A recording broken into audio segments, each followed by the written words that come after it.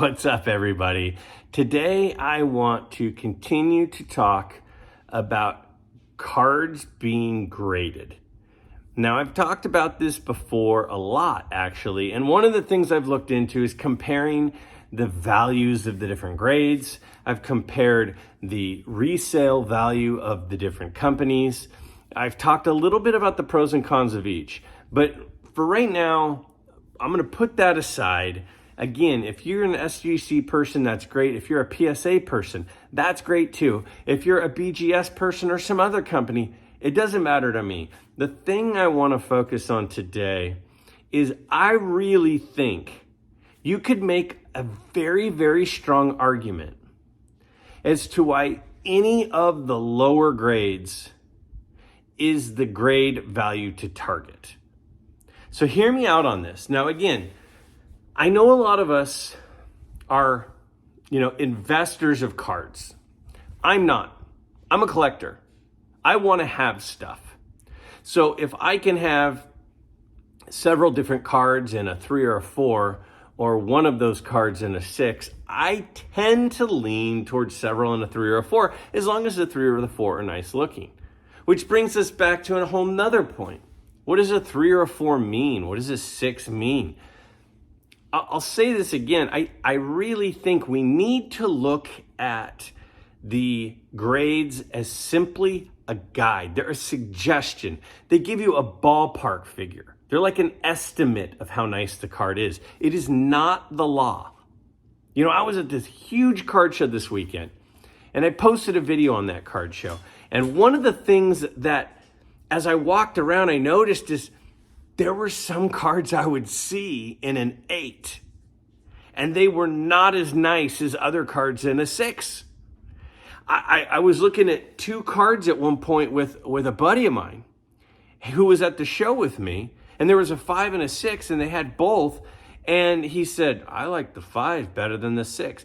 Exactly. Again, the point is there are some ballparks that the grade provides. So I really think we have to do our best to stay away from using the grade as the law of how nice the card is. It is a suggestion that gives us a pretty good idea of the characteristics of the card.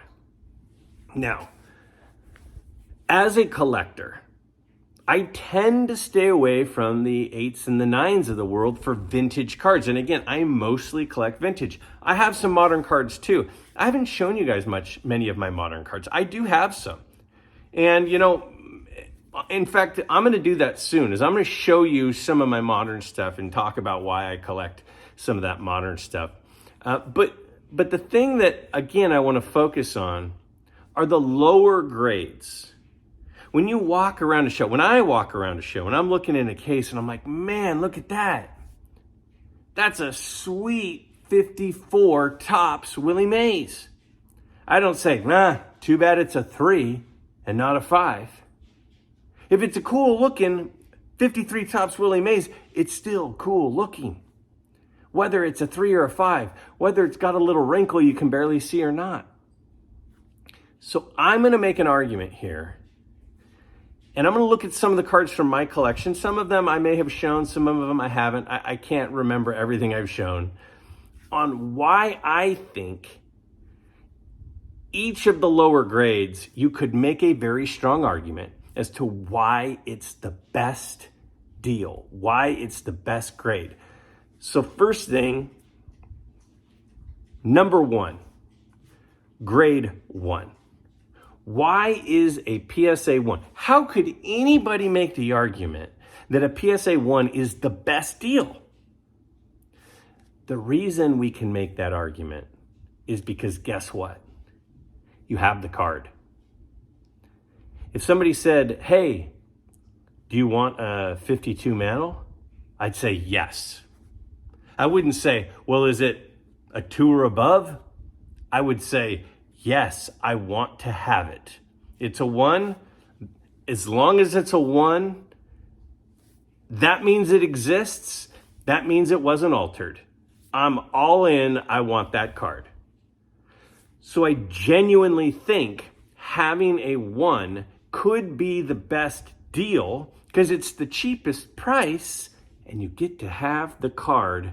It's authenticated, it's unaltered if it's a 1. Now, the thing about a 1 is it could be a wide variety, right? It could be a really, really nice one, or it can be one that literally looks like it was left out on the freeway for a couple of days, and it would get a 1. So a 1 provides this wide array of possible looks of the card. But guess what? If you have a PSA 1 or an SGC 1 or a BGS 1, you have the card. It's been authenticated. It's been unaltered. Let's take a look at from my personal collection, PSA 1 cards right here, and then we'll look at a couple of other PSA 1s. Again, you can make the argument 1 is the best deal because it's the cheapest way to have the card, which is what it's all about. Here's mine right here. So here is my 1950 Bowman Ted Williams with a PSA 1. I mean, I think it has great eye appeal. You can see a double crease across there. There's another crease here. There's a crease up to the right. And it's got 3 or 4 creases. But to me, the image is super clear. It's really well centered. The corners are obviously rounded, but they're kind of symmetrical. I mean, there's a couple of little marks on the back here that you can see. But I mean, all in all, I think it looks fairly nice. So this is a 1. Again, we're talking about a card I'm well under $100 for all in. Then we look at like this Hank Aaron rookie. Now this one's severely rounded corners. And it's got, a crease or 2. But guess what? It's a Hank Aaron rookie, and this is a Clemente rookie. So again, that was one of the PSA 1s, one of the 1 grades in my collection. And I love Ted Williams. I remember seeing the 1950 Ted Williams card as a kid and going, man, I'd love to have that someday. And I think it was in one of my card show videos. I bought that card in a value box for $60. And when I bought it, I knew it would get a 1. And that's fine, because I could tell the card was authentic, but I still wanted to get it protected. I wanted to get it authenticated. I wanted to put it into my collection with all of my other slabs, because that's a great card that I've wanted for a really long time. And I got it for $60 plus I think $16 was the deal for the grading at the time. I'm all in on that card for $80. I'm happy to pay $80 for that card. I own a 1950 Bowman Ted Williams card. That's amazing. And it was $80 because it's a 1. Okay, so that's a 1. Now, a 2. How is it possible that I could make the argument that a 2 is the best deal? Well, the reason a 2 might be the best deal, and I think it actually might be the best deal, is a 2 is better than everyone. So you have the most thrashed one, or you have a decent one that might just have one pretty thick crease and rounded corners, but a 2 is better than all of those. So it's sort of like, the F is wild on the test, because you could have gotten a 10% on the test and you get an F. You could have gotten a 58% on the test and you get an F. And I've used this analogy before, but they're all an F. Well, a 1 could be a really nice one, or it could be an awful one, but it's still just a 1, right? But a 2 is better than all of those. So it might mean that it has just one pretty firm crease. It might mean that it has a couple of wrinkles. It might mean, but it's better than a ton of those existing vintage cards. I think if somebody just had a whole bunch of 2s, that's not a bad way to go, because again, the grade is just a guide, it's a suggestion, but generally speaking, most 2s, rarely will you see a 2 and go, that should have been a 1. Like, it's pretty much very, very common that you look at a 2 and you go, yeah, that's definitely better than a 1. So you're getting a card. You have it authenticated, you have a copy of it. It's encased and it's protected, and it's better than a whole bunch of them that are out there. So let's take a look at a couple of my 2s, because I think 2s are a pretty darn good deal. Check these ones out. So, I mean, here's my 1950 Larry Doby, and the color is like right out of a pack color. And the corners obviously have a touch on them, but they're not awful. But you look at this thing, and if you have to look really hard, and there's might be a little tiny wrinkle there. And then if you look really hard, I mean, I'm not even sure if it's a wrinkle over to the left. I'll show you here in a second. In the back is super clean. This thing's a 2. I mean, a 2. I mean, I'm not even sure if this one on the left is even a mark. You can kind of see something there. I mean, this is a really high eye appeal card, and it's a 2. I think I've shown you my Willie Keeler T206. Coloring's outstanding. Corners obviously are rounded, but they're not crazy. Back is clean. There are no creases on this. There aren't any creases. No wrinkles on this card, and it's a 2. I mean, this is better than every one out there, and it's kind of a high-end 2. I get to pay 2 prices. Pretty sure I showed you my Christy Mathewson T206 as well. That back's a little off-center. There's a little bit of a surface issue on the back, but no wrinkle here. Really good color. Really good centering. All right, so those are some 2s, and again, in my opinion, I mean, pretty decent looking cards. I mean, that 50 Larry Doby, the color on that, the centering on that is really, really nice. And it's a 2. So those are 2s. So how about 3s? So this guy, so you're sitting there thinking, this guy is trying to convince me that 1s and 2s are the way to go. I think you could make the argument that they are the way to go. But I think the best value, I think you could make the argument that it's a 3. Here's the deal. If a card has a crease or the card has a wrinkle, pretty much no grading company is going to give it a 4. So you can have a really, really nice looking card, but it has a little wrinkle. It's going to get a 3 or a 3.5. So when we buy cards and we have them in our collection, isn't the real reason we want them is because we want to have them, we want to look at them, we want to enjoy them, we want to think about the story behind the card. But a 3 or a 3.5, in most cases, are really nice cards, but they have a little wrinkle. So if you look online, you go on eBay, you go on PWCC, you go on, Golden, whatever auction house you're looking at, and you see a card and you go, man, that thing looks awesome. That thing looks like a 7, but it's a 3.5? How's it only a 3.5? Pretty much means it's got a little wrinkle in it.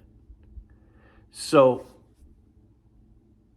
if the wrinkle is preventing it from being a 6 or a 7, but it looks like a 6 or a 7 with the naked eye, that's a heck of a deal. Because you're buying a card at a 3 or 3.5 price. But you're not really getting a card that's a trash. You're just getting a card that has maybe a little wrinkle or a little crease, but otherwise looks amazing. So you can get really high eye appeal cards in threes. They just have a little wrinkle. Now, not every three has a wrinkle. Some threes just have kind of a touch on each corner, right? Maybe it has a little bit of wax on the back. Maybe it has a touch on each corner. Maybe it's, a little off center. But man, I think you could make the argument. I really think you can make the argument that going after threes and 3.5s, that's the way to go, not the twos. So let's take a look at some of my threes and 3.5s, and let's look at some threes and 3.5s that are out there. And again, you're generally getting pretty darn nice looking cards. And they're cheap. Check these out. So I've tried to mention over and over, a 3 might still have a wrinkle or a crease. And here's my Monty Irvin rookie. And a 4 won't. I mean, technically, as I showed you up there, the PSA and SGC guides do say that it's possible for a very small wrinkle to show up on a 4, but I'd love to know the last time PSA or SGC gave a card a 4 that had one. It's very, very uncommon, even though it says that it might happen. I mean, this early win, this doesn't have a wrinkle. Neither the Irvin or this early win have a wrinkle. The early win has a couple of pretty touched up corners. That top right and bottom right corners are not ideal, but it's really well centered, great color. Again, these are threes. Now, this is a 3.5. The really good color on this Duke Snider 1950. This is a second-year Duke Snider card. Centering's not ideal. Back is a little off-center. Front's decent centering, not amazing, but really good eye appeal on this. Again, no crease here either. I still haven't found the crease on my Ted Williams. I mean, look at this thing. This is a 3.5. I have to believe this has a little wrinkle somewhere I haven't found yet. But if I can't find it, do I even care if it exists? It's a 3.5 in the case, but again. So, I mean, in my opinion, the worst of these 4 is the early win. And that thing has got great color and is really well centered. I mean, this is a fantastic 3.5. So, I mean, if we look at this Al Kaline, it says off center, but it's got fabulous color. So the last, what I would consider is more of a low grade card. Now, some people would say a 1, a 2, and a 3 are low grade, and a 4 is more of a mid grade. You can certainly make that argument. Again, as a vintage collector, my number one goal is I want to have the card. I want to have it authenticated. I want to have a card that came off the presses as that card. And maybe along the way, something happened and damaged it, but I still have the card. And the 1, again, you have the card, you have it authenticated. The 2 is a great deal because it's better than all the ones out there. A 3 is, in a lot of cases, a really good deal because it may look amazing. It just has a little surface wrinkle, a little imperfection that is keeping it from that 4 level. So how would a 4 be the best deal? Well, some people are centering people, and some people are corner people, and some people are, clarity and color people, and I get all that. Some people cannot handle having a card with a crease or a wrinkle. When you buy a card with a 4, it's not guaranteeing, but it's coming very close to guaranteeing that the card does not have a crease or a wrinkle. So if you buy a 4 You know that it's authenticated. You know that it doesn't have a crease or a wrinkle, which that's a big deal, right? For some people. Now, I used to be, years ago in the 80s and the 90s when I was collecting, I would never have considered a card with a crease. Now it just doesn't bother me that much, especially when we're talking about, like a 1952 Bowman card. Has a crease, like whatever. When I look at it, does it look nice? That's what I care about. I care about the eye appeal is really my by far number one thing. And again, the 4 is just a guide. The grade is just a guide. It's not the law. It's an opinion of the range in which the card falls. But again, very, very rarely will you find an SGC or a PSA 4 that has a little wrinkle in it. So you're almost guaranteeing yourself that you've got a clean card. So if it looks good and it's a 4 or a 4.5, that means it also doesn't have a wrinkle in almost every case. So the reason to target 4s is you're buying the card that's been authenticated and it's crease and wrinkle free.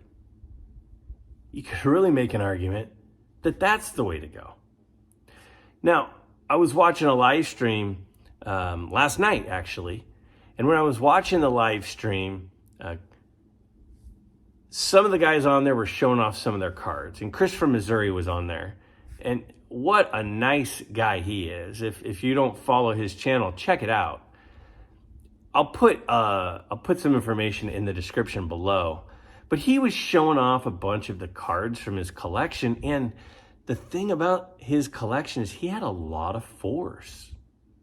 I think 4s are kind of a sweet spot. They're kind of like the collector gets to have the card. The collector isn't going to have a crease in the card. The collector is going to have it authenticated.